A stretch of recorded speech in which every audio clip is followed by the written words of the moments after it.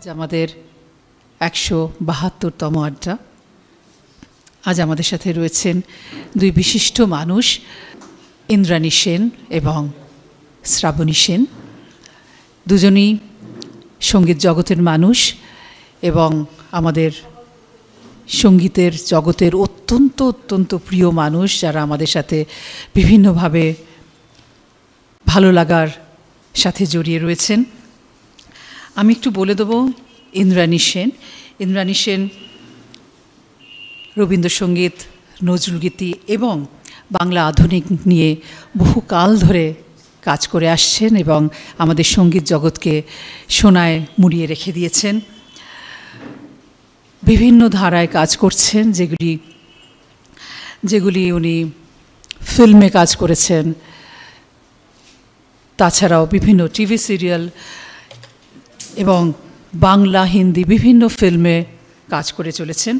1993-তে BFJA award পেয়েছেন best female playback singer হিসেবে শ্বেত পাথরে থালা ফিল্মে গান গাওয়ার জন্য।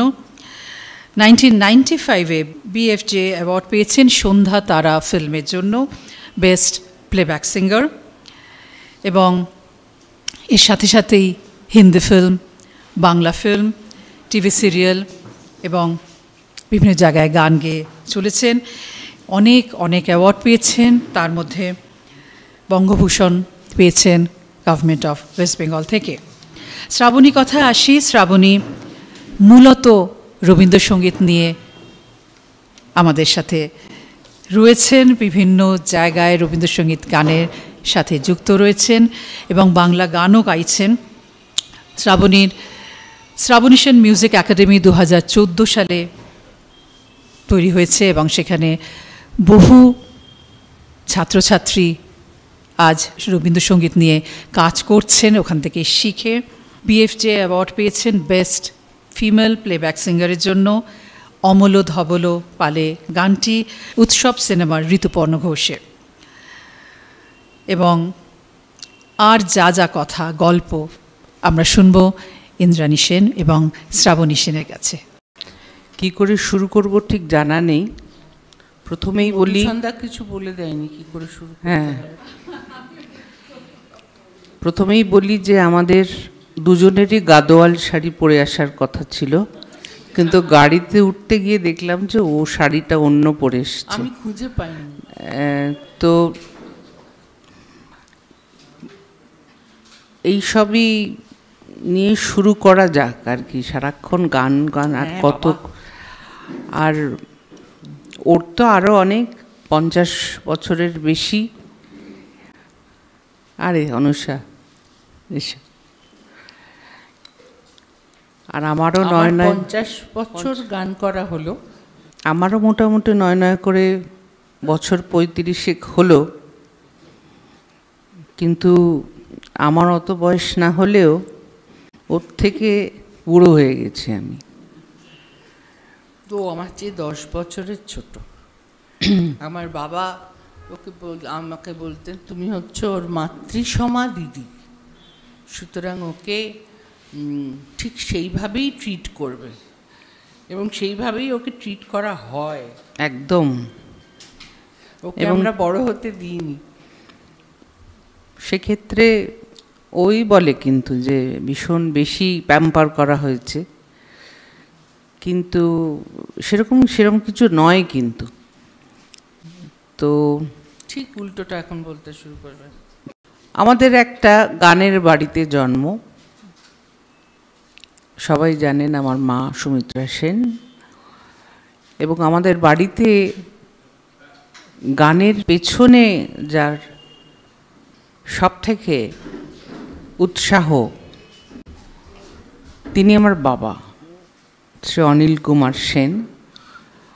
বাবা গান করতেন না, কিন্তু বাবা গানের একজন প্রকৃতপক্ষে কনজার যাকে বলে সেটা বাবা ছিলেন।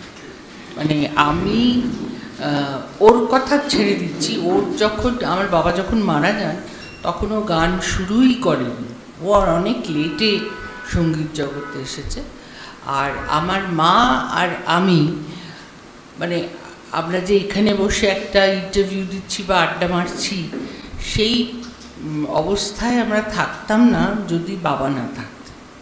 বাবাই সব জায়গায় আমাদের নিয়ে গেছেন। আমি মার সঙ্গে তো সমস্ত জায়গায় যেতেন, আমার সঙ্গেও পারতপক্ষে ভালো ভালো শোতে যেতেন।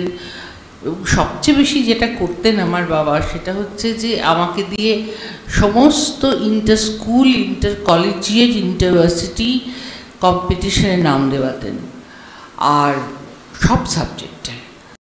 তো আমি যখন চেঁচাতাম যে আমি এরকম এত সাবজেক্ট আমি কি তো জানি না, তখন বলতেন যে আমি তোমাকে তাদের কাছে নিয়ে যাচ্ছি, মানে কীর্তন শিখতে একজনের কাছে, পুরাতনী শিখতে একজনের কাছে, ফোক শিখতে একজনের কাছে, এরম করে করে আমাকে, মানে সকালবেলা গিয়ে, হয়তো আপনারা দীনেনদার নাম শুনেছেন কিনা জানি না, ফোকের দীনেন না চৌধুরী, হ্যাঁ, একজন অত্যন্ত গুণী মানুষ ছিলেন।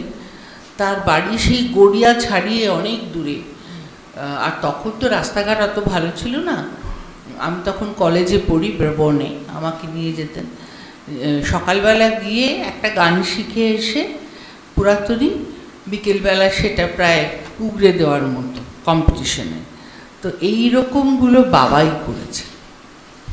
মানে আমি ভীষণ বাবার কাছে ঋণী যে বাবা, মানে এরকম বাবা যেন সবার থাকে। এখন হেন দিদির আমার যে কি অবস্থা সেটা তো বুঝতেই পারছেন, যে সকালে কীর্তন শিখছে, বিকেলে ক্লাসিক্যাল শিখছে, আর যত কম্পিটিশনে গিয়ে সব জায়গা থেকে একটা করে ট্রফি নিয়ে আসছে। এমনকি স্পোর্টসে গিয়েও একটা চ্যাম্পিয়ন হয়ে এলো। আমার মনে আছে একটা ওর পরীক্ষার পরে একটা সময় ছিল, কিছু করার ছিল না, তখন বাবা বললেন যে আঁক না, একটু আঁকলে ভালো লাগবে তো, দেখ আঁক। ও মা, একটা দেশের পত্রিকার ওপরে একটা বাউলের ছবি ছিল, সেটা হুবহু করে দিল। মানে সেসব দেখে তো মানে আমার যে কী অবস্থা ছিল। তো একটাই সুবিধে ছিল যে আমি অনেকটাই ছোট ছিলাম, যার জন্য আমার ওপর অতটা নজর পড়েনি। ওর একটা গল্প বলি ছোটবেলায়। হ্যাঁ, ও আমাদের বাড়ি ব্রড স্ট্রিটে ছিল। তো ব্রড স্ট্রিটের কাছাকাছি একটা জায়গায় ও হিস্ট্রি পড়তে যেত। ও তখন পাঠভবনে পড়ে, ক্লাস 5-6 এরকম পড়ে। তো বাবাই নিয়ে আসতেন, বাবাই নিয়ে যেতেন। তো আমি একবার, মানে কি হলো, আমি আনতে গেছি, তখন আমি কলেজে পড়ি, আনতে গেছি। তখন এই গলি দিয়ে ঢুকে এন্ট্রেন্সটা, আর সেখানে জানলা একটা, দেখছি জানলার ভেতর থেকে প্রচুর একটা সাংঘাতিক চিৎকারের আওয়াজ আসছে। কি হলো? তো দেখি টিচার ওকে জিজ্ঞেস করছে, হু ওয়াজ অশোক? চুপ। Who was Ashok? চুপ। Who was Ashok? Was he a man or a goat? চুপ। কে বলতো? মিঙ্কু মিস। আমি তো যাই না। তারপরে বল, যাও বাড়ি যাও, তোমার দ্বারা কিচ্ছু হবে না। ও মুখটা কাঁচু বাঁচু করে বেরিয়ে এসে বলে, ভীষণ বকাকুচি, চল তো একটু ফুচকা খাই। মানে ও এইরকম ছিল। ও ভীষণ খেলাধুলো করতো, মানে ক্রিকেট, ফুটবল না, ক্রিকেট। আমাদের বাড়ির সামনে কিছু একটা জায়গা ছিল, সেখানে পাড়ার ছেলেদের জুটিয়ে এনে ও ক্রিকেট খেলতো। ও ইয়ে করতো, কী বলে, কালী পুজোতে মানে হাতের ওপর কালী পটকা ফাটাতো, সব কটা একসঙ্গে। আমি অত পারতাম না, আমি একটুখানি চুপচাপ শান্তশিষ্ট ছিল। আমার ঠাকুমা আমার নাম দিয়েছিলেন শান্তা, কারণ আমি একটু চুপচাপ ছিলাম। আর ও তো, কিন্তু ওর মানে সবটাই নিঃশব্দে, মানে এরকম না যে তোর কোনো চেঁচামেচি এই ওই তাই, সেসব কিছু না। ও নিঃশব্দে ক্ষতি করে যেত এইরকম পরপর। একবার মনে আছে খুব ছোটবেলায় মা তখন প্রোগ্রামে গেছেন, আর ও বোধহয় পড়তে ঠরতে গেছে, আমার কিছু করার নেই, আমি ওদের ক্রিমটা, মুখে মাখার ক্রিমটা সারা মাটিতে লাগিয়ে দিয়েছিলাম, নিয়ে সেখানে এরা আছাড় খেয়ে পড়েওছে। তারপরে তো প্রচণ্ড উত্তম মধ্যম, তো সেসব তো আছেই। তো ভীষণ স্ট্রিক্ট ছিলেন। হ্যাঁ, মাকে বাইরে থেকে দেখে মনে হতো যে মানে মাটির মানুষ ছিলেন হয়তো, কিন্তু আমাদের পাল্লায় পড়ে মা একেবারে সাংঘাতিক হয়ে গেছিলেন, প্রচুর মার খেয়েছি আমরা। তো ওর একটা, ও আবার মানে হাই সেকেন্ডারিতে আবার পেয়ে গেল, কি যেন হলি তুই, ভুলে গেছি। খুব অন্যায়। হ্যাঁ, থার্ড হলো। তখন আমার কি কাজ হলো, আমি গিয়ে বলল যে রূপু, তুমি একটা কাজ করো, যত ফোন আসছে তার লিস্ট করে রাখো। আমি একজন ফোন আসছে তার লিস্ট করে রাখছি, মিষ্টি পাঠাতে হবে। তখন তো কাগজে বেরোতো যে 1st to 10th কারা হয়েছে, তোর কাজ ছিল লিস্ট। হ্যাঁ, লিস্ট করা। তারপর তো ওর বিয়ে হয়ে গেল, তখন আমি ক্লাস 5-এ উঠলাম, মানে আমার বালিগঞ্জ প্লেসের স্কুলে এলাম। তখন সকলে বলতে লাগলো, কারণ আমার তো তখন গান টান কিচ্ছু শেখা হয়নি, কিছুই জানি না। সবাই বলছে, সুমিত্রাদি আপনার বড় মেয়ে এত ভালো গান করে, ছোট মেয়ে কিছু করে না? তখন মা বললেন, করে না তো কি করব। তারপর আমার থাইরয়েড হলো, সে এক মজার। সে ডাক্তার, খুব বৃদ্ধ একজন ডাক্তার, তার কাছে নিয়ে যাওয়া হলো। গিয়ে বলছে, বাবাকে জিজ্ঞেস করছেন, আপনার আবার ছোট মেয়ে বড় মেয়ের মতো গান করবে না তো? তখন বাবা বলছেন, না, একদম ফর শিওর ও গান টান করবে না, কারণ বলে ওর গান করার অবস্থাতেও ও নেই।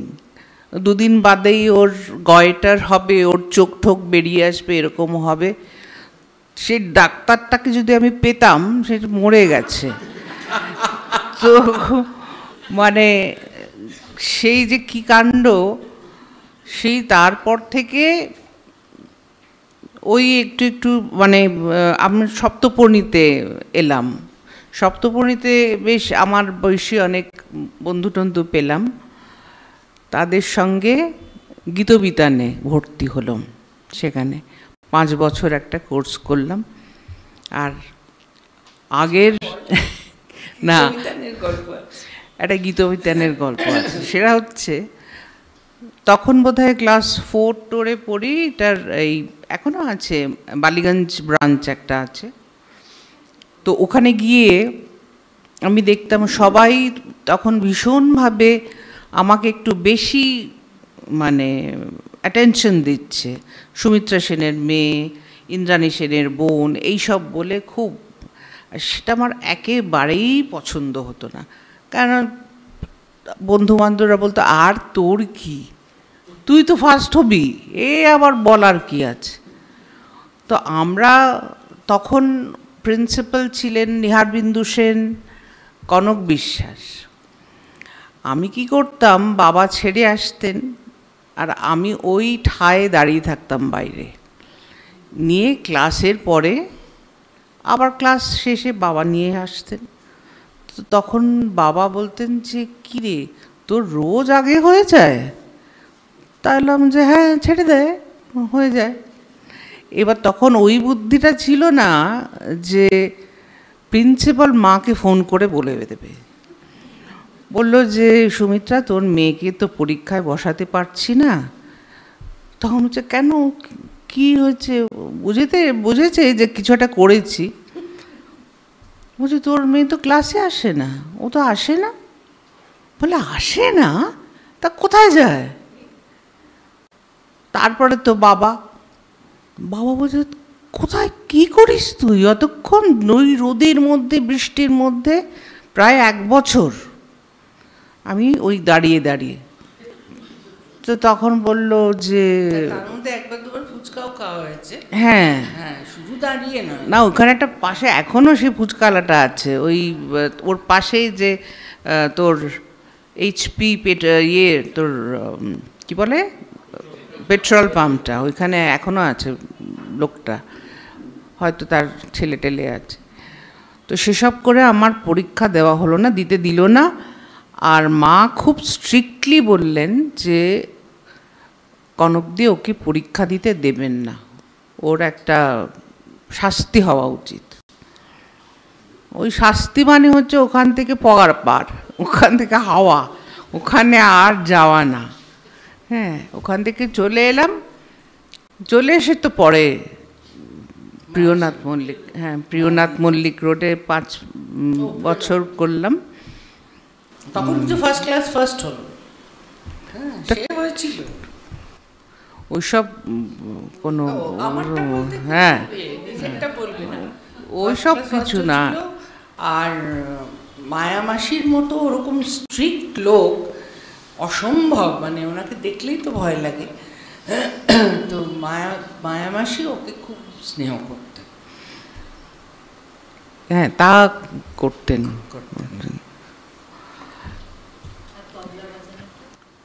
তবলা বাজার, হ্যাঁ ওকে তো তৈরি করলাম কে, আমি ওকে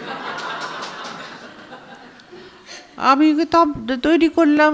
ও যত গান শিখে টিকে আসতো, ক্লাসিক্যাল শক্ত শক্ত সব তাল, আমি বসে বসে ওকে বাজিয়ে। ভালো বাজাতো কিন্তু, খারাপ বাজাতো না।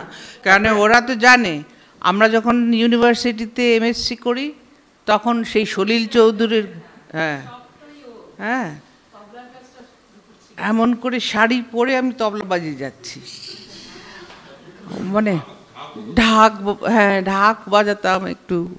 ওই মাস্টার অফ নান কিছুই হইল মাস্টার অফ নান না, মানে এখন আবার আমাকে অনেকে বলেন, এখন ব্যাপার হচ্ছে যে রবীন্দ্রনাথের গান তো ও গায়, আমিও গাই। তো আমি নিজে মনে করি ব্যক্তিগতভাবে যে ও আমার চেয়ে অনেক ভালো গায়। কিছু খাইয়ে দিতে হবে আজকে, কিছু খাইয়ে দিতে হবে, সেটা জন্যই বলছি। তো আমাকে অনেকে বলতেন যে দিদি আপনার রবীন্দ্রসঙ্গীত খুব ভালো, কিন্তু শ্রাবণীদের মতো নয়। তো শ্রাবণীদের মতো নয়, আমি হ্যাঁ সেটা আমি জানি, রেগে মেগে বলতাম। কিন্তু আমি মনে মনে মানে ওটা বিশ্বাস করি যে ওর গলাটা পড়লেই একটা লোকের চোখ বন্ধ হয়ে আসে, একটা আহা বেরিয়ে আসে। আমার ক্ষেত্রে সেরকম না, আমি ওই একটুখানি ম্যানেজ করে টোরে কোনো রকমে। না, আমার মুশকিল হয় কি, অনেকে বলেন যে হা হা দিদি সন্ধেবেলা লাইটটা ডিম করে আপনার গানটা শুনি। আলাম কি সঙ্গে কিছু চলিও টলিও থাকে নাকি, নাহলে কি আমি সকালবেলা তাহলে শোনাই যায় না নাকি গানটা আমার, শুধু রাত্রিবেলা সন্ধেবেলা ডিম লাইট করে, এটা কি ঠিক? তখন না, কিন্তু মানে ওটাতে ভালো লাগে আর কি। একটা অনুষ্ঠানে গেছিলাম, সেখানে অরিজিৎ সিংও এসেছিল। তো সেখানে আমি গাড়ির জন্য ওয়েট করছি, তারপর আমি তখন দেখছি যে এক দল ছেলে মেয়ে, বাচ্চা বাচ্চা ছেলে মেয়ে এসে ছুটে ছুটে আসছে। তারপর দেখছি, আমি তো তখন অত চিনি না অরিজিৎ সিংকে, আনলাম যে আরে এই ছেলেটাকে তো খুব চেনা চেনা মনে হচ্ছে। তখন সে দেখি এসে আমাকে একটা প্রণাম করলো। তখন বলল যে দিদি আপনার একটা অটোগ্রাফ চাই আমার। তখন তো আমি ঘাবড়ে গেছি একদম। তারপর আমি বলছি তুমি অরিজিৎ সিং তো? তখন বলছে হ্যাঁ। তো আমি বললাম যে তুমি আমাকে চেনো? তো তখন বলছে হ্যাঁ আমি আপনার গানের খুব আমার ভালো লাগে, হ্যান ত্যান এসব। তো খুব ডাউন টু আর্থ। তখন ওর যারা মানে ভক্ত ওকে কি করে ছিনিয়ে নিয়ে ওখান থেকে চলে যাবে, কিন্তু ছেলেটা সত্যি খুব ডাউন টু আর্থ, মানে আমার খুব ভালো লেগেছিল। তো এটা এমন কিছু বলার মতো একটা গল্প না। নিশ্চয়ই বলার মতো। আমার যেমন একবার হয়েছিল অনেক দিন আগে, মানে সলিলদা মারা যাওয়ার ঠিক পরের বছর বা এরকম হবে, তখন ওই এখন যে বেলেঘাটার অত বড় স্টেডিয়ামটা হয়েছে ওরকমভাবে ছিল না। ওটা একটা মানে অনেকটা বড় জায়গা আর একটা পাহাড়ের টিলার মতো একটা ব্যাপার ছিল। তো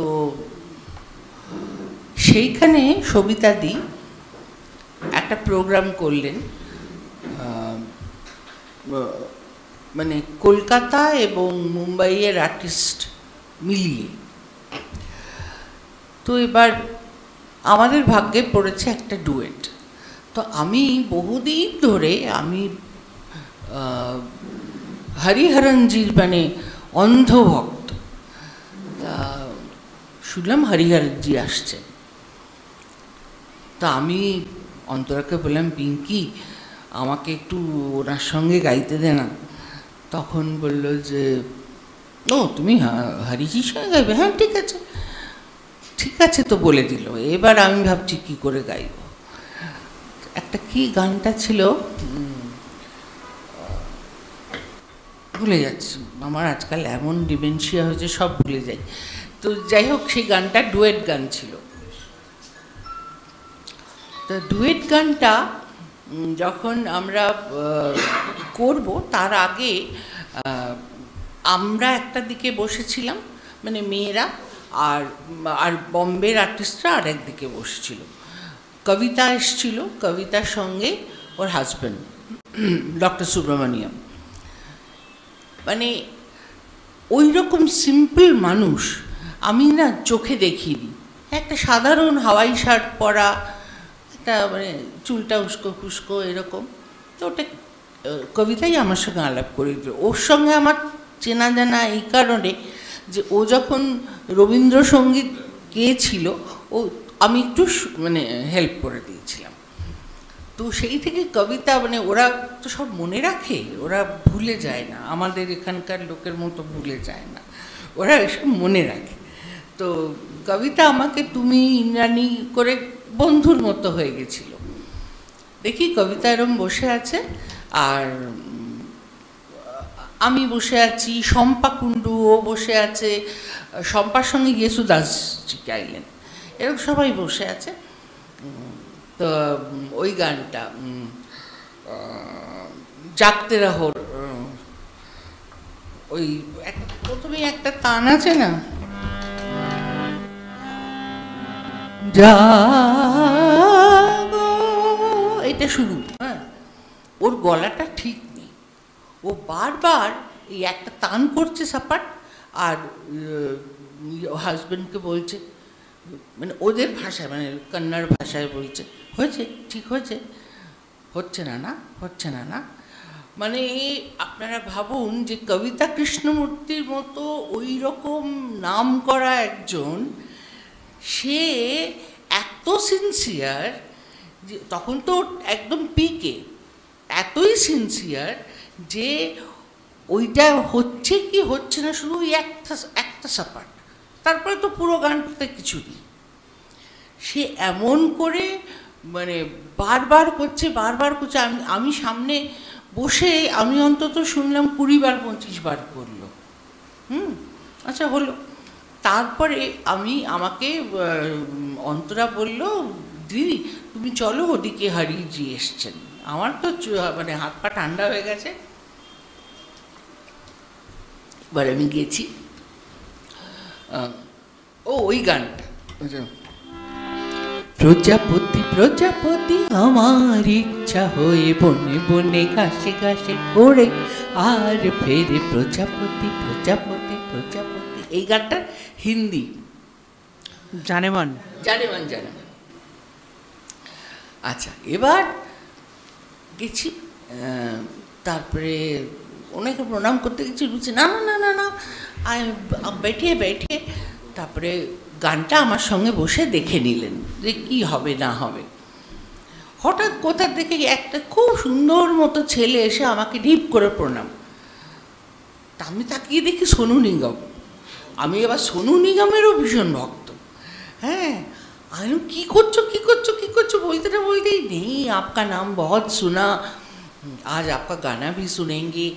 अरे मैं गाना तो सुनेंगे, সে যে কি গানা হোগা সে তো আমিই জানি।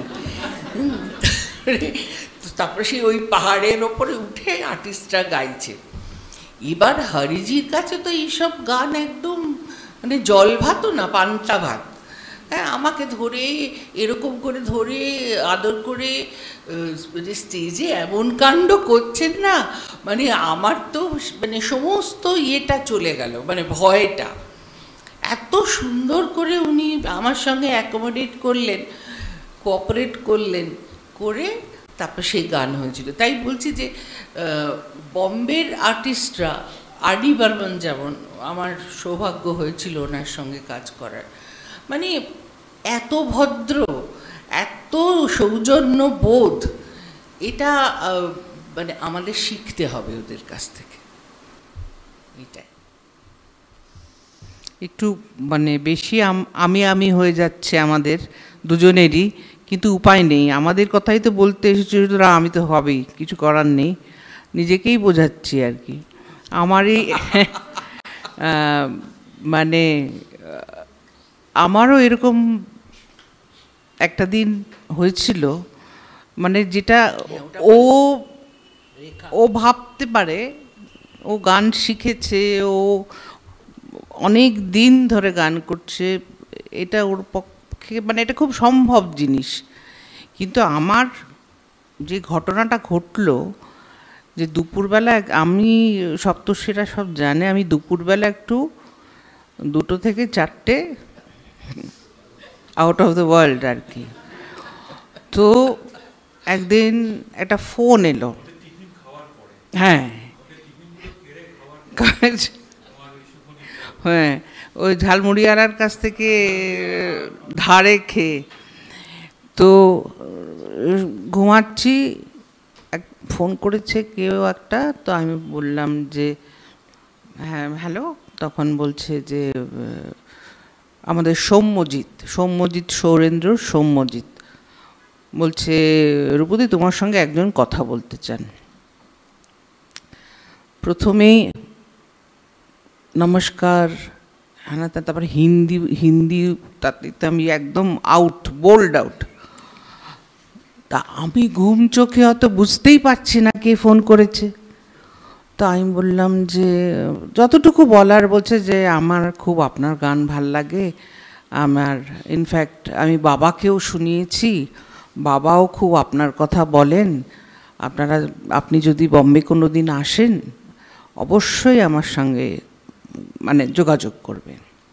ফোনটা রেখে দিয়েছি, আমি বললাম আচ্ছা বলে রেখে দিচ্ছি, আমি তো বুঝতে পারিনি। এইবারে 2 মিনিট পরে সৌম্যজিৎ, বুঝতে পারলে না তো কে ফোন করলো? তো আমি বললাম না, তুই তো বলবি তোকে। বললো উনি রেখা ভারদ্বাজজি, উনি কলকাতায় এসেছিলেন আমাদেরই একটা কাজ করতে, তা উনি কথায় কথায় এরকম হঠাৎ তোর কথা উঠলো, এই তোমার কথা উঠলো, তো উনি বললেন যে আমি এক্ষুনি ওনার সঙ্গে একটু কথা বলতে চাই। তো আমি তো তখন প্রায় খাট থেকে পড়ে যাবার মতো, তো যাই হোক সেইটা একটা হলো। কিন্তু ওনার বাবার কথা যেটা শুনলাম, ওনার বাবা হচ্ছেন আর কেউ না, আমাদের গুলজার সাহেব। তো একটা অনুষ্ঠান এমন হলো যে ওয়ার্ল্ড মিউজিক ডেতে যেটা ওরা করে, তো সেখানে রবীন্দ্রনাথের গান নিয়ে একটা অনুষ্ঠান হয়েছিল, তো সেখানে আমিও ছিলাম। আমরা আগের দিন রিহার্সাল করছি ওই বিশ্ববঙ্গ অডিটোরিয়ামে, আমার সঙ্গে ছিলেন হর্ষ নেওটিয়া, আমার গান আর ওনার একটু পাঠ ছিল। তা আমি জানি উনি আসবেন, কিন্তু দেখছি একটা সাদা পাঞ্জাবি আর চোস্ত পরা, একটা গলায় এরকম একটা সাদা শাল জড়িয়ে কি একটা নামছে। আমি তো এখন চোখেও ভালো দেখি না, আমি বুঝতে পারি সত্যি আমি ভাবতেই পারছি না যে গুলজারজি আসলেন। আমার তো গান ফান বন্ধ হয়ে গেছে, ওদিকে ট্র্যাক চলছে, আমার গান বন্ধ হয়ে গেছে। এইবারে আমি যেটা কোনোদিন করি না, যে কারোর সঙ্গে গিয়ে বলি না আমার সঙ্গে একটা ছবি তুলে দিন। আমি সৌম্যজিৎদের বললাম, সৌরেন্দ্রকে বললাম যে একটা ছবি তুলে দিবি আমার সঙ্গে। তো মানে হি ওয়াজ সো কর্ডিয়াল। এসে বলছেন যে এখান থেকে সৌরেন্দ্ররা তোমার সিডি পাঠান, গান পাঠান, আমি রেগুলার শুনি তোমার গান, খুব ভালো লাগে, তোমার মধ্যে একটা কি ফিল আছে, এসব অনেক কিছু বললেন। মানে বাবা যে কত বড় ভুল করেছিলেন ওটা বলে, যে আমার ছোট মেয়ে গান টান করবে না। হ্যাঁ, ওটাকে আমার শোনাবার ইচ্ছে ছিল, ওই ডাক্তারটাকে। তো এইগুলোই পাওয়া আর কি, মানে এইগুলোই পাওয়া। আমি তো কোনোদিন ভাবিনি যে আমি গান করব, নেভার এভার, যে আমি গান করব, লোকে আমার গান টিকিট কেটে শুনতে আসবে, ওরা কেউ জানে না। কোনো দিন আমরা ইউনিভার্সিটি স্কুলে তো নয়, সব সময় লাস্ট বেঞ্চার্স, আর গান করতেও সুপর্ণাদি সবসময় মানে লাস্ট লাইনেই দাঁড় করাতেন, তাতে আমাদের কোনো দুঃখ ছিল না। তো সুতরাং আমরা কোনো দিনই হ্যাঁ অনেক বেটার গাইতে। হ্যাঁ, তো সেই সব করে এইসব লোকের সামনে থেকে দেখছি, সেটাই আশ্চর্য। পাপন বলে একটি ছেলে যে গায়, তার গলাটিও খুব সুন্দর, আমার খুব ভাল লাগে। তারা সব এসে দেখছে আমাকে এসে প্রণাম করছে, মানে তাতেই তো আমি চমকে গেছি আর কি। আর ওইটা যে সবাইকে বলতে পারছি না একটা ছবি তুলবে। আর সেদিন শর্মিলা ঠাকুরও এসছিলেন। শর্মিলা ঠাকুরকে সামনে থেকে দেখবো একটা ভাবতেই পারছি না। এসে কথা বললেন, তারপরে গুলজারজি শর্মিলা ঠাকুর একসঙ্গে স্টেজে গিয়ে একটা রবীন্দ্রনাথের একটা পিস পড়লেন। আনন্দটার পরে একটা ছোট্ট পিস পড়েছিলেন, কি অপূর্ব বলেছিলেন গুলজারজি। তো তারপরে সবাই একসঙ্গে দাঁড়িয়ে আমরা কবিতাজি সব থেকে যেটা ভালো লেগেছিল, যেটা ও বলল, আমাদের একটা অনেক দিন আগে পঞ্চকন্যা বলে একটা অনুষ্ঠান হয়েছিল, পঞ্চপুত্র হ্যাঁ, তো সেখানে বারতিনেক আমি চান্স পেয়েছিলাম। তো উনি এত ভদ্র যে আমাদের যারই যখন গান শেষ হচ্ছে উনি সবাইকে এরকম দেখাচ্ছেন, ওনার ভারী বয়ে গেছে, কাকে কি ও তো চেনেও না কাউকে, হ্যাঁ, সবাইকে ব্যাকআপ করছে।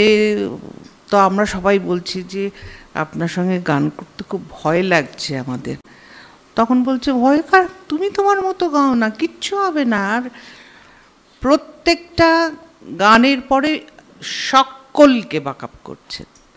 আর সব থেকে যেটা ভালো লাগলো, মা গিয়েছিলেন একটা অনুষ্ঠানে, তো মা কবিতাজি গিয়েছিলেন সখী ভাবনা কাহারে বলে। তখন মিস্টার সুব্রমণিয়াম এসেছিলেন, এল সুব্রমণিয়াম, দুজনে পায়ে হাত দিয়ে মাকে প্রণাম করলেন। এবং কবিতাজি ওনাকে বলছেন যে আমি ওনার গানের ভক্ত এবং ওনার গানটা শুনেই আমি এই গানটা শিখেছি।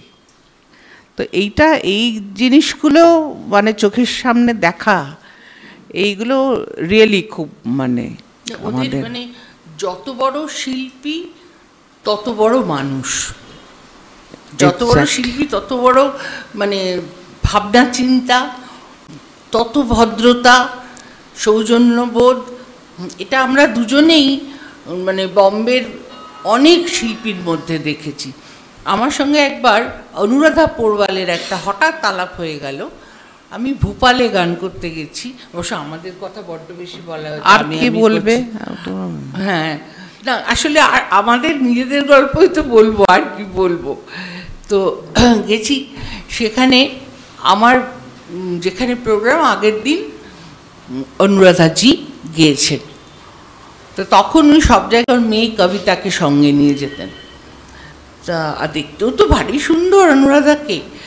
তো পরের দিন আমরা ফিরছি, ওনারাও ফিরছেন, এয়ারপোর্টে আমি বসে আছি, তো হঠাৎ একটি মিষ্টি মতো মেয়ে এসে আমাকে বলছে, আপনি ইন্দ্রাণী, আপ ইন্দ্রাণী সেন হ্যাঁ না?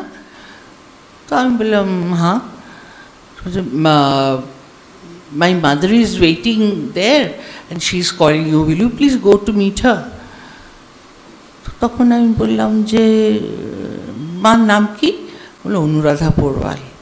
আমি তো চেয়ার থেকে পড়ে টড়ে গিয়ে কোনো রকমে গড়াতে গড়াতে গেলাম।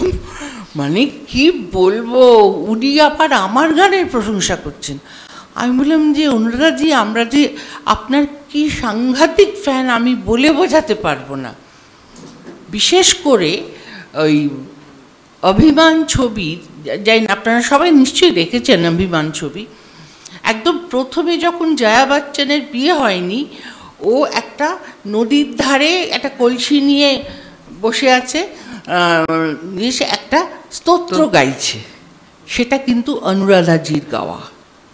হ্যাঁ, আর ওইটা ওই পুরো গান বাজনাটা কন্ডাক্ট করেছিলেন অরুণ পোড়ওয়াল, হাজব্যান্ড,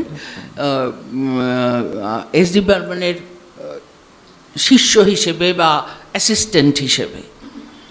আমি যে ওই গানটার মানে আমরা কোনোদিন ভুলতে পারবো না। এত তখন ওই যা শুরু অনুরাধা পোড়ওয়াল, তারপর তো অসাধারণ অসাধারণ গান করেছেন। তারপরে মদন মোহনজির প্রচুর গান, লতাজির গান আবার পরে উনি করেছেন। তো পরের দিকে কলকাতায় এসে উনি দক্ষিণেশ্বর কালীবাড়িতে বসে শ্যামা সঙ্গীত করেছেন, সেগুলো তো আমাদের শোনা। তো ওনাকে, উনি আমার কথা বলছেন, মানে আমি জাস্ট ভাবতেই পারছি না। তো আমি বললাম আপনি এরকম করে আমার কথা বলবেন না, আমার ভীষণ লজ্জা করছে। আমরা আপনার যে কত বড় ফ্যান বলে বোঝাতে পারবো না। তো যাই হোক, সেই ওইভাবে অনুরাধাজির সঙ্গে আলাপ। আর কবিতা এখনও এলে আমাকে হয় ফোন করবে, নয়তো বলবে আমি হায়াতে উঠেছি, আসবে নাকি, এইরকম আর কি। মানে এতই ভালো ওনারা। আর আর.ডি. বর্মনের তো কোনো তুলনা হয় না। আর.ডি. বর্মন নিজে উড়ে এসেছিলেন বম্বে থেকে কলকাতায়। আমি বলেছিলাম, আমি এত ভয় পেয়েছিলাম যখন উনি আমার সঙ্গে কাজ করবেন বললেন, আমি এত ভয় পেয়েছি। আমি বললাম যে আমি তো বম্বে যেতেই পারবো না, মাথা খারাপ, আমি কাউকে চিনি না ওখানে। হ্যাঁ, তারপরে উনি দাঁড়িয়ে থাকবেন সামনে, আমি করব না। তখন বলছে আমার মেয়ের পরীক্ষা আছে, আমি তো যেতে পারবো না। ও আপনার মেয়ে, আচ্ছা কী পড়ে? আর ক্লাস 7-এ পড়ে। তো উনি খুব একচোট হাসলেন, হেসে বললেন যে হ্যাঁ ঠিক আছে, আপনাকে আসতে হবে না, আমি যাচ্ছি কলকাতায়। আমিও ভাবলাম এটাই বা কেন বলছে রে বাবা, কি দরকার, আমি বেশ দিব্যি করে নিলাম। যাই হোক, উনি গান টান সব পাঠিয়ে দিলেন, সব হলো। সেখানে উনি গেয়ে গেয়ে দিচ্ছেন আর বলছেন এটা পারবে তো, এটা পারবে তো। হ্যাঁ, আর এটা বলছেন ওনার বন্ধু, তার নাম ছিল বিশ্বনাথ চট্টোপাধ্যায়। বিশ্বনাথ চ্যাটার্জি ছিলেন কনকর্ড কোম্পানির কর্ণধার। উনি আমাকে বলেছিলেন যে আর.ডি. বর্মন তোমার সঙ্গে কাজ করতে চেয়েছেন। তো যাই হোক, সে আমি ভয়েস বক্সে দাঁড়িয়ে গান করছি, ভাবছি বাবা কোনো রকমে হয়ে যাক, উনি না আসুন। 1:30টার সময় ঠিক উনি দরজা ফাঁক করে ঢুকলেন। একটা কী বলবো, তসরের একটা সিল্কের পাঞ্জাবি পরা, অফ হোয়াইট একদম প্লেন। এসে উনি নিজে ভয়েস বক্সের সামনে এসে আমাকে এরকম নমস্কার করল, নমস্কার, আমার নাম রাহুল দেব বর্মন। মানে ভাবা যায় না, আমি তখন প্রণাম করব না গড়িয়ে পড়ব না কি করব, আমি তো ভাবতেই পারছি না। হ্যাঁ, তারপরে কোনো রকমে ওনাকে তো ওই ইয়েতে কনসার্টে নিয়ে যাওয়া হলো। এবারে আমি যাই গাইছি উনি বলছেন ফার্স্ট ক্লাস। ওইটা বোধহয় ওনার একটা ইয়ে ছিল আর কি, উনি বলতেন সবসময়, ভালো লাগলে বলতেন ফার্স্ট ক্লাস ফার্স্ট ক্লাস।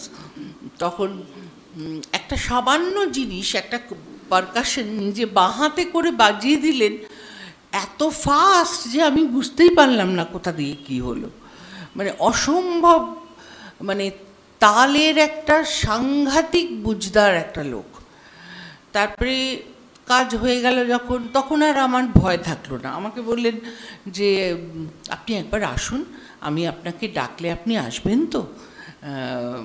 এখন আমার তো সেরকম নাম নেই, এখন আমাকে সবাই ভাবে যে আমি ফ্লপ মাস্টার, আমার ছবি, আমার গান করার ছবি তো খুব একটা হিট করে না, তো আপনি যদি আসেন আমি আরেকবার চেষ্টা করব। এখন তো আশা টাশা আমার সঙ্গে কাজ করে না।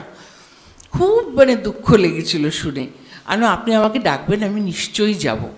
হ্যাঁ, তো সেই সব কথা হওয়ার পরেই তো ওটা ওনার লাস্ট বাংলা কাজ। তারপরেই উনি, মানে এটা হয়েছিল সেপ্টেম্বরে, আর 4 জানুয়ারি তো উনি মারাই গেলেন, চলেই গেলেন। মানে সেটা একটা আমার বিরাট দুঃখ যে ওনার সঙ্গে ওনার কোনো ছবিতে বা ওনার সুরে আমি কাজ করার সুযোগ আর পেলাম না। এইটাই আর কি, খুব কিছু কিছু দুঃখ রয়ে যায়। আর.ডি. বর্মনের গান তো সাংঘাতিক রিদমিক, তার মধ্যে সুরেরও যেমন খেলা আছে, ছন্দের খেলা প্রচুর আছে। অনস্বও তো একটা আর.ডি. বর্মনের গান করেছিলেন না? গোপাল, ও গোপাল গোপাল রে, না না অন্যটা, তুই একটা শোনাস।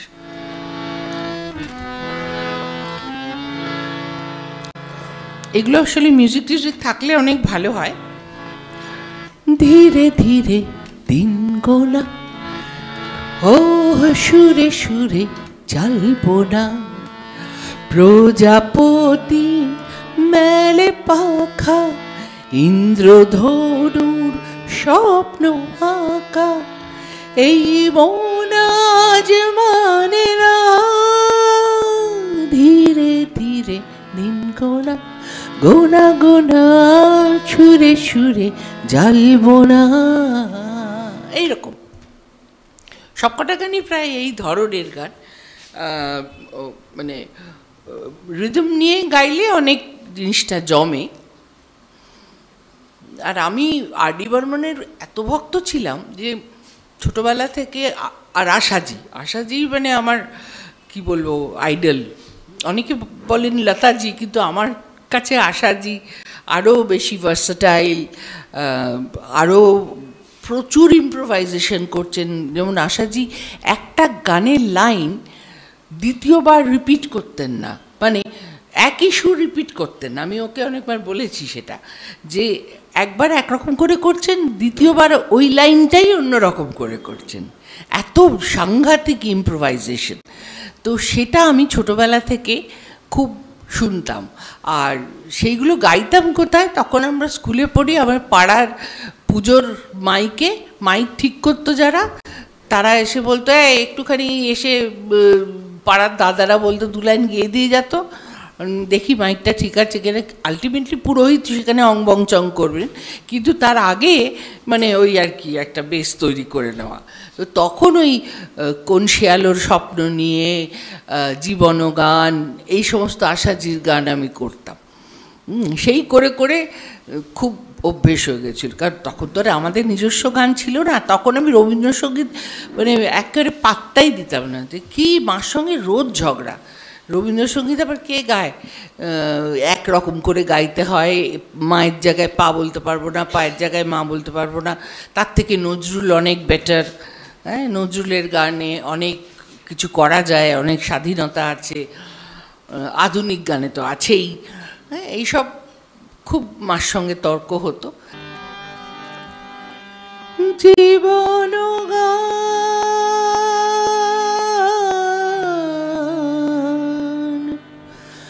গাহে কে যে সুর বুঝি না যে, বাউল ও সকল রাগিনী মন লাগে না কাজে, জীবন গান পাদা পা পদা মা পা গা মরে গা নিমা গা পাদা। কৃষ্ণ যেন সে ডাকে শুধু রাই, সব ভুলিয়া চলে যেতে চাই। কৃষ্ণ যেন সে ডাকে শুধু রাই, সব ভুলিয়া চলে যেতে চাই। সুখ দুঃখ মিছে, সুখ দুঃখ মিছে, সকলি মায়া মিছে মরিচে লাজে, জীবন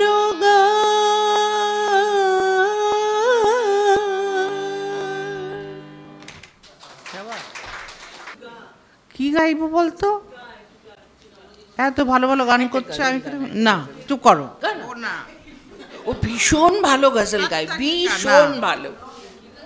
রবীন্দ্রসঙ্গীত তো আপনারা শুনেছেন সব। এটা রবীন্দ্রনাথ হোক, অনেকক্ষণ অন্যরকম হচ্ছে তো।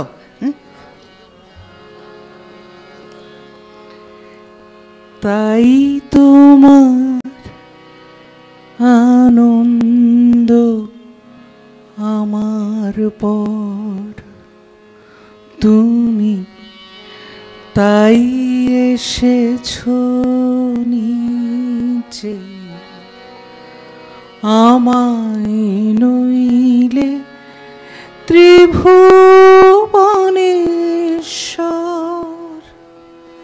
তোমার প্রেম হতো যে মিছে, তাই তোমার আনন্দ আমার পর।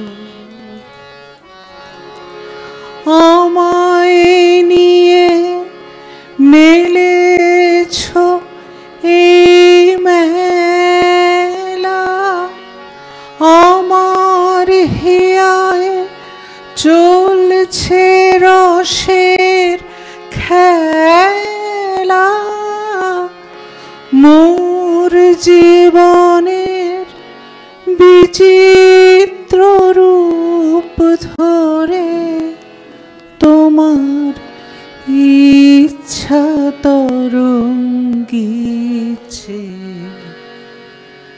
তাই তোমার আনন্দ আমার পর, তুমি তাই এসেছো নিচে।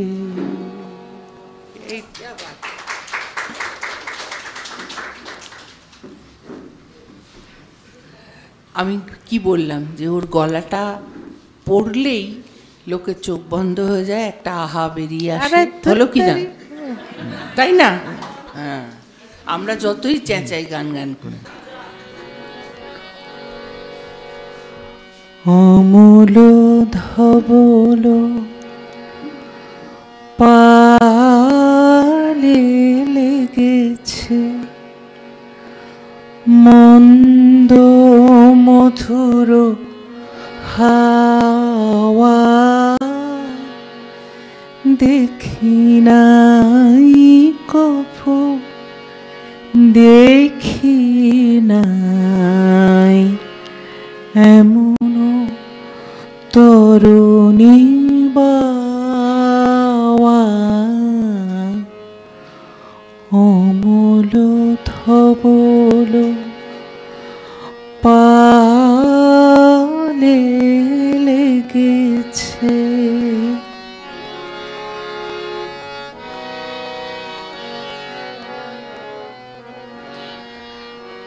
কোন সাগরের পার হতে আনে কোন সুদূরের ধন, কোন সাগরের পার হতে আনে কোন সুদূরের ধন, ভেসে যেতে চায় মন, ফেলে যেতে চায় এই কিনারায়, সব চাওয়া সব পাওয়া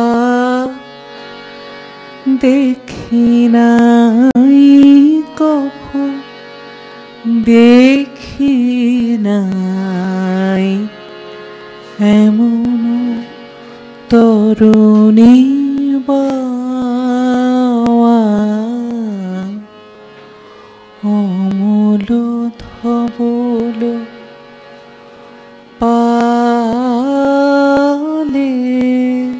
লেগেছে। এইটার একটা ছোট্ট গল্প আছে এই গানটা গাওয়ার পেছনে। সেও এক দুপুরে, তখন আমি নিদ্রামগ্ন, তখন দেবজ্যোত মিশ্র আমাকে ফোন করে বললেন যে কী করছিস? এখন ঘুমাচ্ছি। তখন বলছো দাঁড়া, তোকে একটা গান গাইতে হবে। তোর ওই গানটা কেমন লাগে রে? অমল ধবল পালে লেগেছে। একদম জঘন্য। বললো জঘন্য কী রে? ঋতু আর আমি ভাবছি তোকে দিয়ে এই গানটা একটা ছবিতে গাওয়াবো। আমাকে দিয়ে? তা আমার গান শুনলে কোথায় যে আমাকে দিয়ে গাওয়াবে? তখন সবে আমি 1997। হ্যাঁ। তো বললো ও আমরা সব মিউজিক স্টোরে গিয়ে তোর ক্যাসেট শুনে ডিসাইডেড হয়েছে যে ওটা তোকে দিয়ে গাওয়ানো হবে। ছবির নাম চালচিত্র। তো দিনক্ষণ সব ঠিক হলো। তখন 19শে এপ্রিল, প্রচণ্ড হিট, ঋতুপর্ণ ঘোষকে দেখব, একটা অদ্ভুত উত্তেজনা, রোমাঞ্চ যাকে বলে। তো রাজীবদার স্টুডিওতে নাকতলায়, কী যেন নামটা ছিল পল্টু? শ্রুতি। তো আমি তো একটু সময়ের আগেই চলে গিয়েছি। তো হঠাৎ দেখি ঋতুপর্ণ ঘোষ ঢুকছেন, বললেন তুই রূপু তো?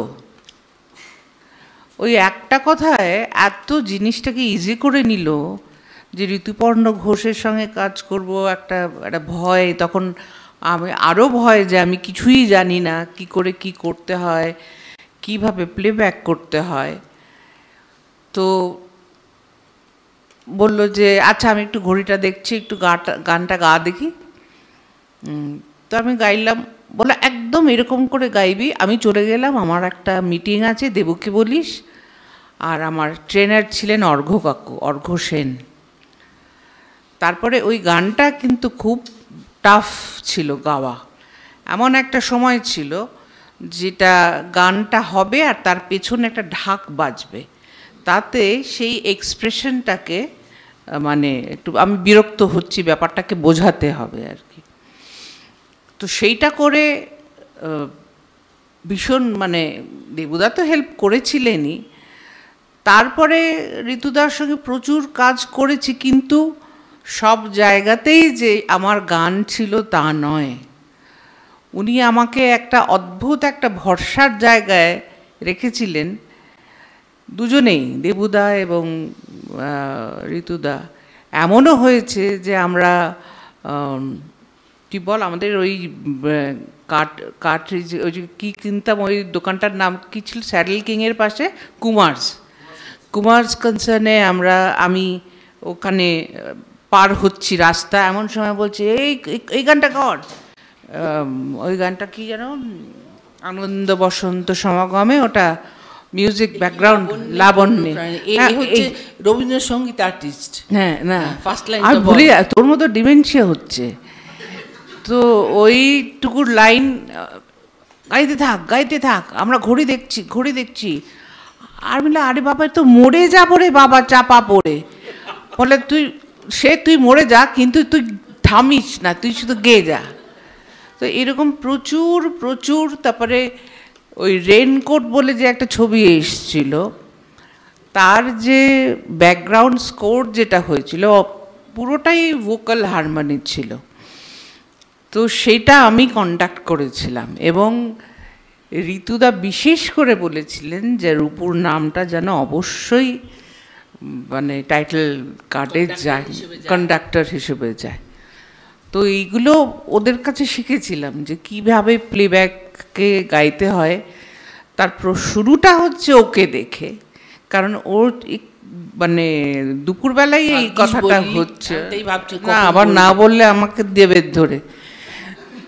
আসলে একটা সময় ছিল যখন HMV-তে রেকর্ডিং করতে যেত, আর আমাকে বাবা মা পাঠাতেন যে দেখবে দিদির ভাইয়ের যেন কোনো অসুবিধা না হয়, এই সময় কফি দেবে, এই সময় স্যান্ডউইচ দেবে, তুমি কিন্তু এই দিদিভাইকে কিন্তু বাইরের খাবার খেতে দেবে না।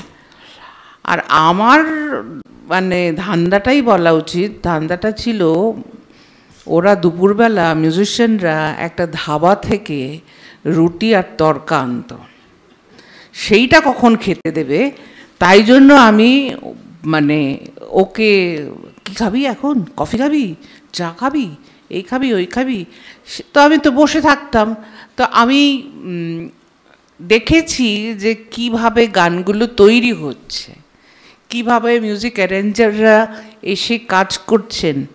তখনকার দিনে ও যখন মানে আমার সঙ্গে যেত, ওই সময়টা খুব আলাদা ছিল। কেন আলাদা? যে এখন আমরা যে গান করি, আমরা তো কোনো মিউজিশিয়ানকে চোখে দেখি না, এবং একজন মিউজিশিয়ান আরেকজন মিউজিশিয়ানকেও চোখে দেখে না। মানে তারা যায়, তাদের নিজের ওই ট্র্যাকের মধ্যে ওদের নিজের পোর্শনটুকু বাজিয়ে চলে যায়। আর আমরা যখন গান করতে শুরু করেছি, আমি 1970s মাঝখান থেকে আপ টু 1990, ওইখানে আমরা দেখেছি ওই সময়টাতে যে মিউজিশিয়ানরা সবাই বসে আছে, আমরা গান করতে গেছি, তুই দেখেছিস কিনা আমি জানি না, তুই পেয়েছিস এরকম না? নিশ্চয়ই পেয়েছি। আচ্ছা, এবার সেখানে মিউজিশিয়ানরা হেল্প করে দিচ্ছেন। তখন সিনিয়র মিউজিশিয়ান অনেকে ছিলেন, নির্মলদা ছিলেন, দিলীপ রায় ছিলেন, আর কে বলতো অনেকে, বাপিদেব। হ্যাঁ, বাপিদা তো আমার সঙ্গে বাজাতেন, মানে স্টলওয়ার্ডস সব ছিলেন এক একজন। তো তারা বিশেষ করে আমি যখন নজরুল গীতির কাজ করতাম তখন বলতেন যে এখানে একটুখানি ছোট্ট আলাপ একটা করে দে। আর কী আলাপ করব? বলতেন এরকম করে একটা আলাপ করে দে, দেখিয়ে দিতেন, আমরা সেটা করতাম। মানে এই যে সহযোগিতাগুলো পেয়েছি আমরা, হয়তো টেকনিক্যালি অনেক সাউন্ড হয়েছি এখন, কিন্তু ওই যে একটা সহমর্মিতা, ওই যে একটা কোঅপারেশন, তখন গানের ফিলও অনেক ভালো ছিল, অনেক ফিল ছিল। কারণ একটা শুধু কানে হেডফোন দিয়ে ওই ফিল দিয়ে গাওয়া খুব কঠিন। বক্তব্যটা ছিল আমার ওই রুটি আর তরকার ব্যাপারটা ছিল, তো সেই জন্য ওই তখনই যেতাম। এবং আজকে তোর উচিত ছিল না ওকে আমার সঙ্গে আনা, না হলে জমতো না ব্যাপারটা। আজকেই একটা ফেসবুকে দিয়েছে একজন, তব চরণ প্রান্তে মরণ বেলায় স্মরণ দিও প্রিয়। মানে তখন দিদিভাই যেরকম দেখতে ছিল, এখনো আছে, না বললে আবার মুশকিল আছে, তেমন গলা ছিল, তেমন মানে এভরিথিং ওয়াজ মানে এক্সিলেন্ট, আউটস্ট্যান্ডিং। তো আমার তো তখন অনেক ছোট বয়স, আমি তো বসে বসে দেখতাম, আর সেই বসে বসে দেখতে দেখতে শিখতাম যে মাইক্রোফোনটা কিরম করে একটু উঁচু জায়গায় থ্রো করতে হবে, একটু একটু ডান দিকে বা বাঁ দিকে, একদম পুরো ডাইরেক্ট মাইক্রোফোনে নয়, সেই জিনিসগুলো কিন্তু মানে আমি আপনা থেকেই শিখে গেছি। তারপরে আর বল্টুদের অসুবিধা হয়নি, বল হয়েছে এইভাবে করো কি ওইভাবে করো, অসুবিধা হয়নি। তো ওর কাছে আমি প্রচুর প্রচুর এই ব্যাপারগুলো শিখে এমনিতেই অদ্ভুতভাবে শিখে গেছি। কারণ মার যখন HMV-তে রেকর্ডিং করতে যেতেন, মার সঙ্গে তো আর আমি যেতে পারতাম না, তখন আমি খুবই ছোট। শুধু মার ডেডিকেশনটা দেখতাম, যে এভরিডে সকালবেলা উঠে যে 6টা গান করবে বা 8টা গান করবেন, সেই গানগুলো রেগুলারলি প্র্যাকটিস করা। কিন্তু আমরা দুজনে এত ওস্তাদ ছিলাম, আমাদের কোনোদিন কিচ্ছু করি ওখানে গিয়ে গান করা। সবাই বলেন আমাদের যে আপনারা কত দিনে ক ঘন্টা রেওয়াজ করেন। আমাকে তো অনেকে ঠকেও, কারণ আমি তো কিছুই শিখিনি, জানিও না। আর একজন বলেছিল যে আমার কয়েকজন অটোগ্রাফ নিতে এসেছিল, একটা ইউনিভার্সিটিতে গেছি, তখন ওই উৎসবটা বেরিয়েছে, সবাই খুব ভালো ভালো বলছে যে অটোগ্রাফ চাই, ছবি চাই। তো আমি ওপরে গিয়ে বসে আছি, সেটাও একটা রেকর্ডিংয়ের ওখানে বসে আছে। তখন আরেকজন ওখানকার প্রফেসর বলছে, রূপু ওদের বলে দে তুই ক ঘন্টা রেওয়াজ করিস রোজ। একদম তোমাকে বলতে হবে না, ওরা খুব ভালোই জানে যে আমি 1 সেকেন্ডের জন্য রেওয়াজ করি না। তো এইসব ঠকাঠুকুই তো লেগেই থাকে। জাস্ট আমি একটু ইন্টারাপ্ট করছি, আজকের একটা কথা বলছি। আজকে আমি একটা USG করতে গেছিলাম, হ্যাঁ, আমার একটু লিভারের প্রবলেম হয়েছে। সেই ডাক্তার পিনাকপানি ভট্টাচার্য, ওনার খুব নাম আছে। তো পিনাকপানি আমাকে বলছে যে আমি শুয়ে আছি, তখন উনি আমার পেটের ওপরে সব ঘোরাচ্ছেন, ঘোরাতে ঘোরাতে, আচ্ছা আপনি দিনে ক ঘন্টা রেয়াজ করেন? আজকেই বলেছেন। 1 সেকেন্ডও করি না। ওনার হাত তেরম বন্ধ হয়ে গেল। যোগ্যতাটা হচ্ছে সাংঘাতিক। সেই মানে বিশেষ করে রবীন্দ্রনাথের গানে, আমি বলবো না আধুনিক গানে বা নজরুল বা এসবে বলবো না, কিন্তু ওই জন্যই তো তোকে ছেড়ে দিলাম পুরো ব্যাপারটা। ভজন, গজল, অতুল প্রসাদের ওর একটা রেকর্ড আছে, পল্টুর করা, পল্টুর করা, ওই পল্টুর একা মোর গানের তরি ভাসিয়েছিলেম নয়ন জলে, সহসা কেলে গো এ তরি বাইবে বলে ভাসিয়েছিলাম নয়ন জলে, একা মোর গানের তরি। দেখুন বহুদিন বাদে খুব সুন্দর হয়েছিল অ্যালবাম। আর একটা যেটা হয়েছিল, ওর একটা গজলের অ্যালবাম ছিল, জগজিৎজির। সব আমরা দুজনেই সাংঘাতিক জগজিৎজির ভক্ত। তো সেখানে গান, ও ওই জগজিৎজির কিছু গান ও কোথায় করেছিল জানিস তো পল্টু? বেহালাতে, পাপ্পুর ওখানে। পাপ্পুই ইনিশিয়েটিভ নিয়ে পুরো ব্যাপারটা করেছিল যে তোমাকে করতে হবে। আলাম কি আমি গজল গাইতে পারি নাকি? বলছে আমি শিখিয়ে দেবো তোমাকে। আলাম উচ্চারণ তো একদম সাংঘাতিক হবে। তখন বললো কি ভালো গাইতো, অপূর্ব গাইতো। আমার ওটা করে না, ঝুঁকি ঝুঁকি সে না বাজাতে পারবি না? আমি বাজিয়ে দেবো। এবার বল এসো পথে।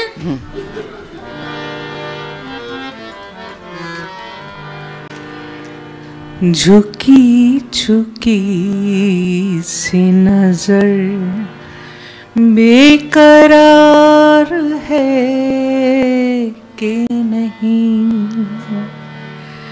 दबा दबा सा सही दिल में प्यार है कि नहीं झुकी झुकी सी नजर। কথাটা দে।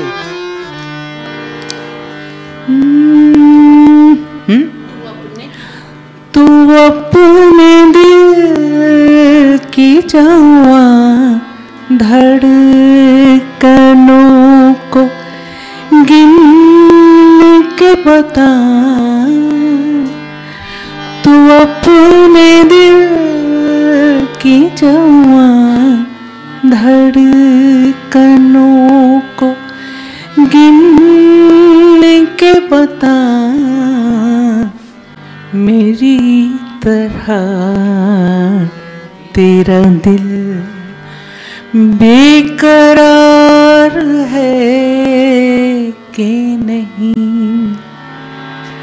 दबा दबा सा सही दिल में प्यार है कि नहीं, झुकी झुकी से नजर।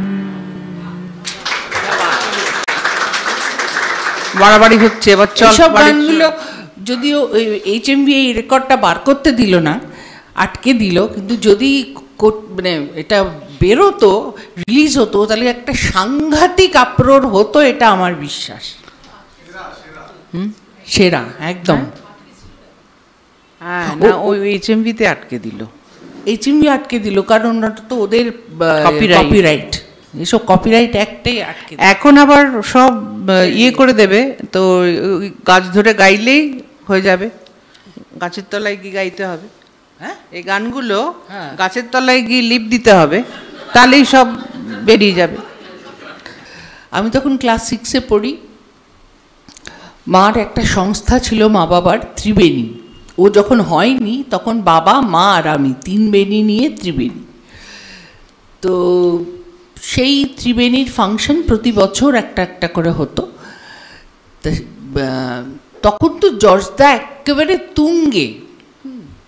জর্জদার মানে কোনো অনুষ্ঠান বাবাদের একই মানে পিরিয়ডের মধ্যে, হয়তো 1 সপ্তাহের মধ্যে 2টো অনুষ্ঠান হতো। তার মধ্যে একটাতে হেমন্ত মুখার্জি, সুচিত্রা মিত্র, কণিকা বন্দ্যোপাধ্যায়, মা, সাগর সেন, অর্ঘ্য সেন সবাই, আরেকটাতে শুধু জর্জদা। কিন্তু জর্জদার অনুষ্ঠানটাতে একদম মানে সিঁড়িতে, রবীন্দ্র সদনের সিঁড়িতে লোক বসে থাকতো, ফুল প্যাকড আপ হল।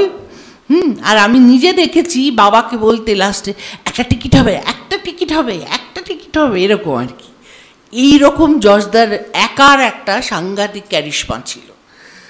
তা সেখানে জর্জদা গান গাইতে এসছেন। তা আমরা সব এরকম, তখন তো সবাই সামনে বসে এরকম করে গান হচ্ছে, একপাশে মিউজিশিয়ানরা বসে আছে, আর একপাশে জর্জদা তো মাটিতে বসতে পারতেন না, একটা চেয়ার নিয়ে হারমোনিয়ামটা নিয়ে বসে আছে। তা আমার যখন গানের জায়গা এসছে আমি গেয়েছি সব রবীন্দ্রসঙ্গীত। আর তারপরে উনি দেখছি এরকম ভুরু কুচকে আমার দিকে তাকিয়ে আছেন। আমি তো এত ছোট যে আমি জর্জদা যে ওরকম একটা মাপের লোক আমার তো বোঝার বয়স হয়নি। আচ্ছা বাবা, লোকটা আবার আমার দিকে এরকম করে দেখছে কেন? তারপর দেখি সেই ভদ্রলোক আমাকে, আমি তখন বেরিয়েছিল নাকে একটা নাকছাবির মতো, মানে এইরকম একটা আংটি মতো পরতো, মানে আমরা যখন ছোট ছিলাম ওটা একটা স্টাইল ছিল। নাক ফুটো নয় কিন্তু এমনি। তা আমি একটা রকম পরে গেছি। দেখি জর্জদা ওখান থেকে আমাকে এরকম করছে। আমি তো করবো না। হ্যাঁ, এইরকম 3 বার আমায় বলেছেন। আমি অন্যদিকে এরকম তাকিয়ে আছি। তারপরে জর্জদার গান টান হয়ে গেল, সব হয়ে গেল। ওখানে যখন শেষ হয়ে গেল তো জর্জদাকে মা বলছেন যে, জর্জদা কী গান গাইলেন, যেমন মা সবাইকে ভালো বলেন এরকম এমনি করেই। জর্জদা তো অনেক বড় মার থেকে। তো জর্জদা সবাইকে আপনি করে বলতেন, সবাইকে। তো বললেন যে আপনার মাইয়া কোথায়? ওটারে ডাকেন দেখি। তা মা তো দূর করে কোথায় গেলি করে নিয়ে চলে এসছে। আমাকে বলছেন যে এটা খুলবা, এটা আর পরবা না। আমি কেন? ওটা মানাইতেছে না। হলো, তারপরে মাকে বলছে আপনার মাই অর্ডারে আমারে দিবেন? তো মা না একেবারে হাঁ হয়ে গেছে, দিবেন মানে? তো বলছে যে শিখতে, হ্যাঁ আমি ওরে শিখামু। তখন আমি মা তো একবারে হ্যাঁ নিশ্চয়ই, বাবা মা একেবারে উৎফুল্ল। তারপরে বাড়িতে এসে বলছে জানি দেখ জজদা কত বড় লোক, তোকে এরকম বললেন শেখাবেন, এই সুযোগ কে পায়? আর আমি বুড়োটার কাছে যাবও না, শিখবও না।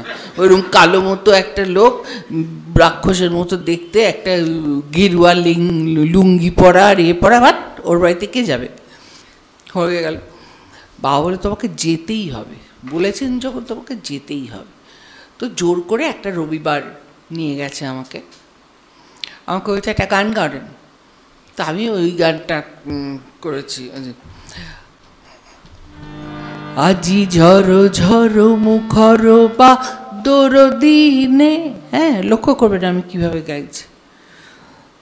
মুখর বা দরদিনে। হলো, বললেন আমাদের তাকে বললেন ভ্যাবা চাকা। আর এটা কি হলো?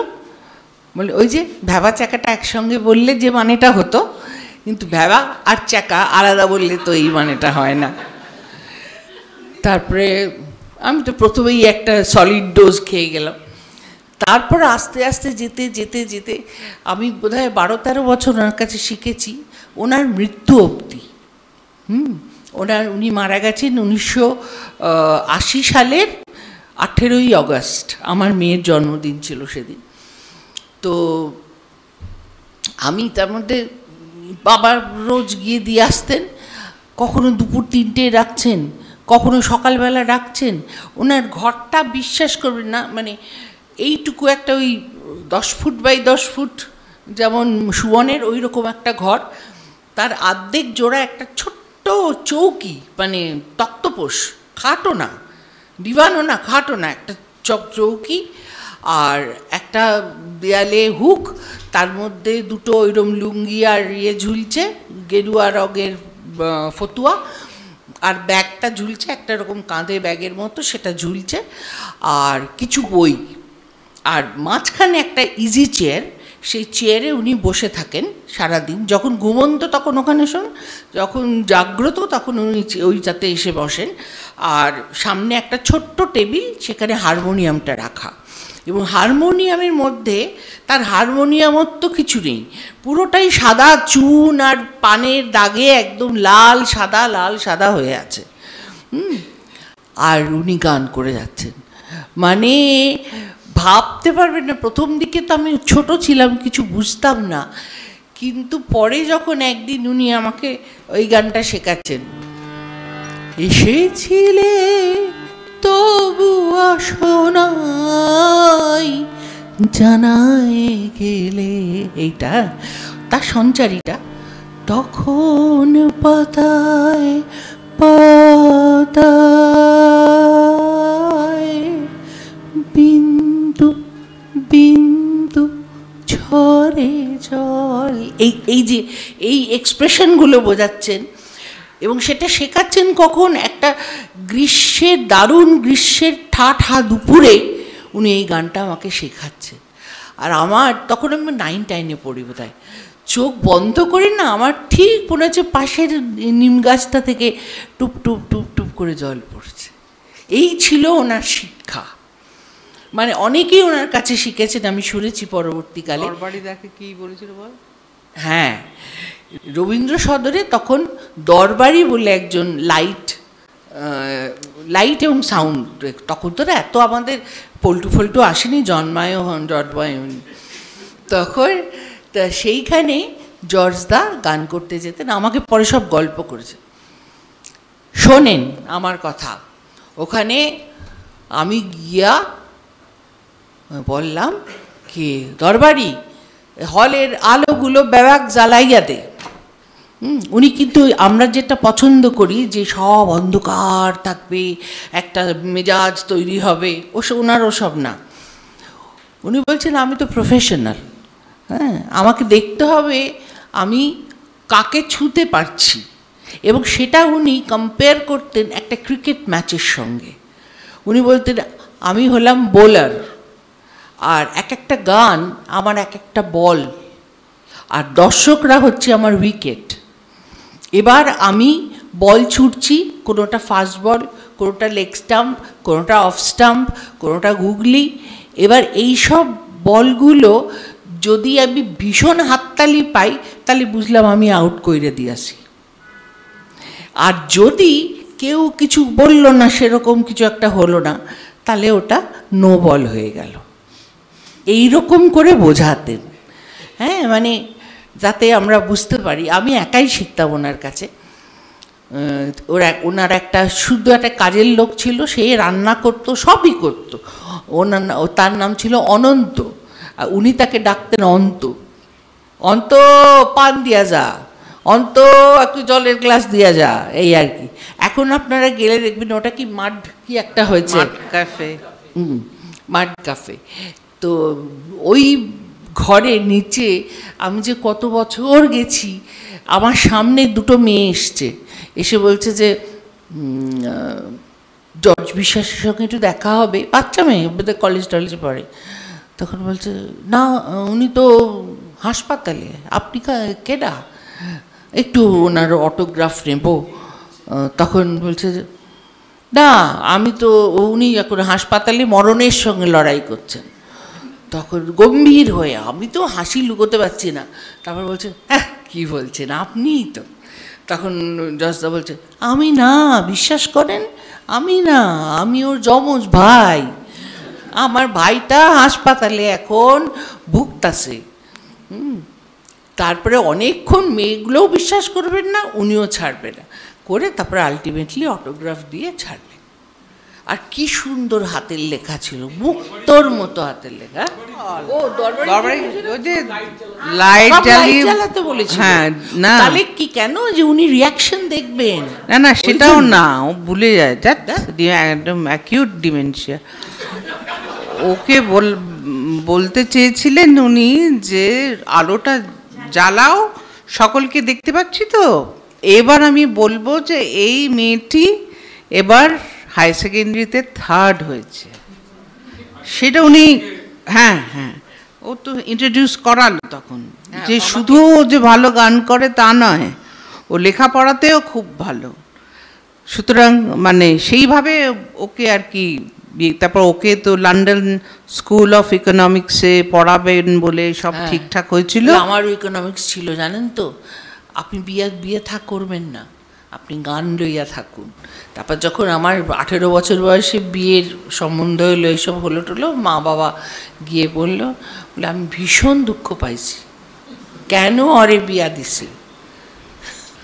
ও গেছে তো আমাদের মানে সাগর কাকু বলতাম আমরা, ও তো অন্ধভক্ত সাগর কাকুর। আমি যেমন জর্জদার অন্ধভক্ত, সাগর কাকু, অর্ঘ্য কাকু, তারপরে সুচিত্রা মাসি, কণিকা মাসি, ওর নাম কি বললাম, খুব সুন্দর দেখতে, হ্যাঁ মায়া মাসি তো ছিলেনই। আরে মারা গেলেন ওই গল্প ট্রেনে, বাণী ঠাকুর, সুমিত্রা মুখার্জি, এরকম অনেকে। হেমন্ত মুখার্জি আমাদের বাড়িতে অবশ্য কখনো আসেননি, কিন্তু সাগর কাকু প্রায়ই আসতেন। এবং আমাকে ফোন করলে, মাকে হয়তো ফোন করেছেন, আমি যদি ধরতাম, আপনি কে বলছেন, সুমিত্রা দি আছেন, আপনি কে বলছেন, আমি সেই লোক, আমার সঙ্গে এরকম করে বলতেন। না, মিসেস সেন বলতো। হ্যাঁ, মিসেস সেন বলতো। আসলে মা আর সাগর কাকুর একটা অদ্ভুত জুটি ছিল তো, প্রচুর ডান্স ড্রামাতে আমি শুনেছি, প্রচুর। তখন তার রেকর্ড করার ইয়ে ছিল না, সেই সব থাকলে এখন মানে একদম অনেক এরকম চিত্রাঙ্গদা হয়েছে মার ত্রিবেণী থেকে, যেখানে মা কুরুপা গেয়েছেন, আমি সুরূপা গেয়েছি, সাগর কাকু অর্জুন গেয়েছেন। হ্যাঁ, কিংবা শ্যামাতে কিছুটা মা, কিছুটা আমি, আর অর্জুন বলছি বজ্রসেন, সাগর কাকু। অসাধারণ গলা ছিল। আর এরকম নাকি হয়েছে, একদিন বাড়িতে এসে বলছেন, মিসেস সেন জানেন তো কি কাণ্ড, ওনার স্ত্রীর নাম সুমিতা। হ্যাঁ, এবার একজন ফাংশনে নিতে এসছে না, মানে কন্ট্যাক্ট করতে এসছে ওইসব ব্যাপারে। তখন বলছে যে আপনি তো যাবেনই, আপনার স্ত্রীকে যদি নিয়ে যান তাহলে আমরা খুব খুশি হব। তখন সাগরকে বলছে না, আমার স্ত্রী এইসব জায়গায় যায় না। বলি কী বলছেন, আপনার স্ত্রী যান না? আপনার স্ত্রী এত নাম, মানে তখন বলছে এটা সুমিত্রা সেন আপনার স্ত্রী না? সাগর বলছে না না, উনি আমার স্ত্রী না, উনি আমার কলিগ, সহকর্মী, আমরা একসঙ্গে কাজ করি। শ্যামাতে তো তাতুন ছিল আমার সঙ্গে ইয়েতে, আর বজ্রসেন। আর শ্রীকান্তর সঙ্গে আমি করেছি চিত্রাঙ্গদা, অনেকবার অনেকের সঙ্গেই করি। চণ্ডালিকা আমি আর ও করেছি, ও মা আমি মেয়ে। হেড়ে গলায় মা আর কোকিল কণ্ঠে মেয়ে। তো তখন নাচটাই বেশি করতাম আমি। গোখেলে পড়তাম, মমতা শঙ্করও আমাদের সিনিয়র ছিল। তারপরে পরে মানে আমাদের সঙ্গেই এসে যায়, কারণ ও পরীক্ষা দিত না, সারা বছর ঘুরতো মা বাবার সঙ্গে। ও তখন গান করতো, আমি নাচ করতাম। এটা মম প্রায় বলে। একটা গান ওর খুব ফেভারিট, কারণ ওই গানটা বোধহয় ও একমাত্র গাইতে পারে। না না, আমি তো পারি না। না না, ওটা একটু রবীন্দ্রিক গান।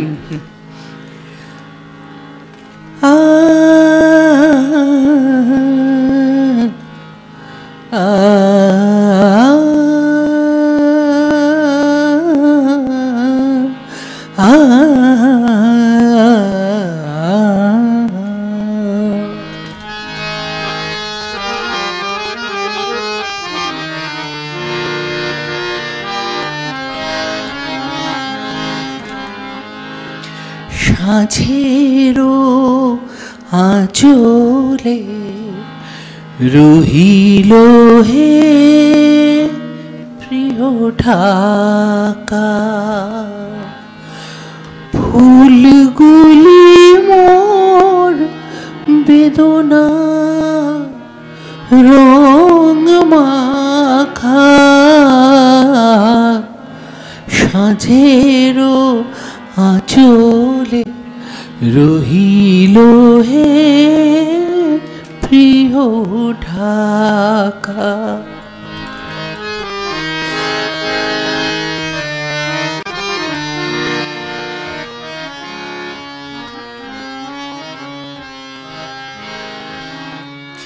যদি আসো কভু ফিরে এই মনো মন্দিরে, যদি আসো কভু ফিরে এই মনো মন্দিরে, চরণে দলীয় আলপনা মোর, চরণে দলীয় আলপনা মোর, অশ্রুর জলে আঁকা।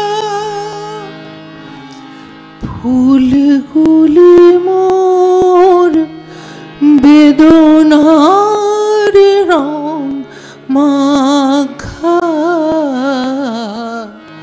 সাঁঝেরও আঁচলে রহিল হে প্রিয় ঢাকা।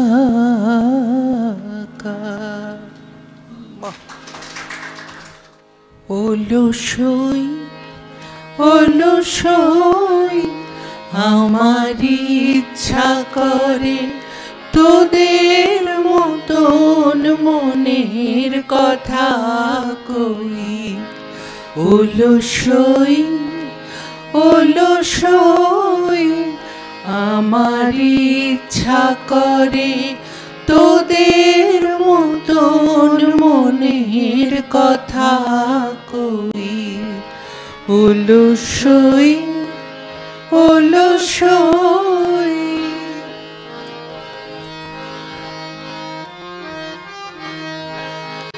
ছড়িয়ে দিয়ে পাদুখানি কোণে বসে কানা কানি, ছড়িয়ে দিয়ে পাদুখানি কোণে বসে কানা কানি, কভু হেসে কভু কেঁদে চেয়ে বসে রই, অলসই অলসই।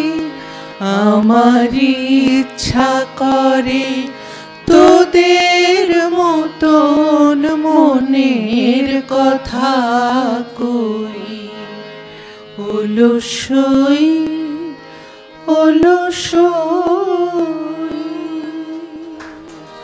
প্রাণ ভরিয়ে সবাই তৃষা হরিয়ে মোরে আরো আরো আরো দাও প্রাণ, প্রাণ ভরিয়ে তৃষা হরিয়ে মোরে আরো আরো আরো দাও প্রাণ। তব ভুবনে তব ভবনে মোরে আরো আরো আরো দাও স্থান, মোরে আরো আরো আরো দাও প্রাণ। প্রাণ ভরিয়ে তৃষা হরিয়ে মোরে আরো আরো আরো দাও প্রাণ।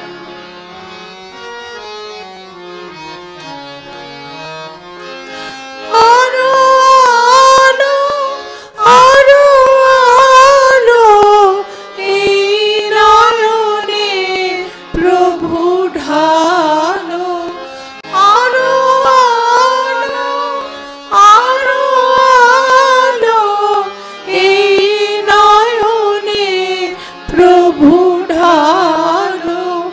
সুরে সুরে বাঁশি পুরে তুমি আরো আরো আরো দাও তান, মোরে আরো আরো আরো দাও প্রাণ।